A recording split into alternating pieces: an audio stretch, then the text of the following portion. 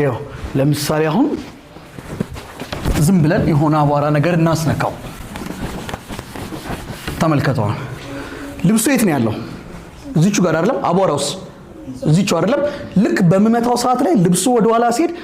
እዚህ ላይ ያለው አቧራ ደግሞ ይቃወማል ወደ ኋላ አልሄድም ይላል ያኔ ቦነነ ይባላል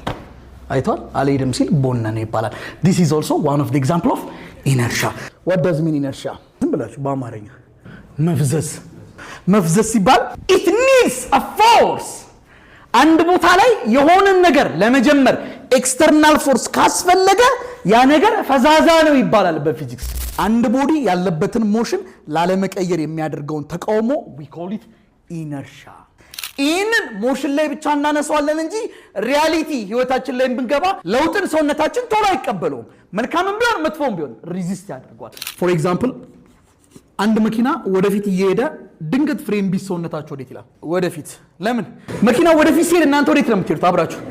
ወደፊት አይደለም ልክ መኪናው ፍሬም ሲሰውነታችሁ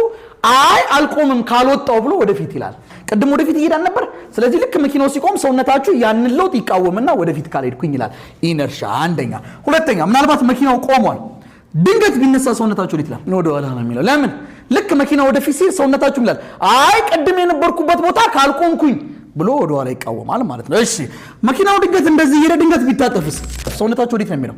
ወደ ጎን ለምንድን ነው ወደዚህ ሰውነታችሁ ጥፍ የሚለው ቀድም እንዲቀጥላችሁ አልነበር የመጣችሁት ሰውነታችሁ አይ እንደቀድሙ ካልሄድኩኝ ብሎ የሚቃወምበት አቅም ማለት ነው ሁሉም ቦዲ ኢነርሺያ አለው ሁሉም ቦዲዎች ኢነርሺያ አላቸው ከተባለ የአንድ ቦዲ ኢነርሺያ ዲፔንድ የሚሆነው ማሱ ላይ ነው which means ቦዲው ማሱ በጨመረ ቁጥር ኢነርሺያውን በዛው ልክ እየጨመረ ይሄዳል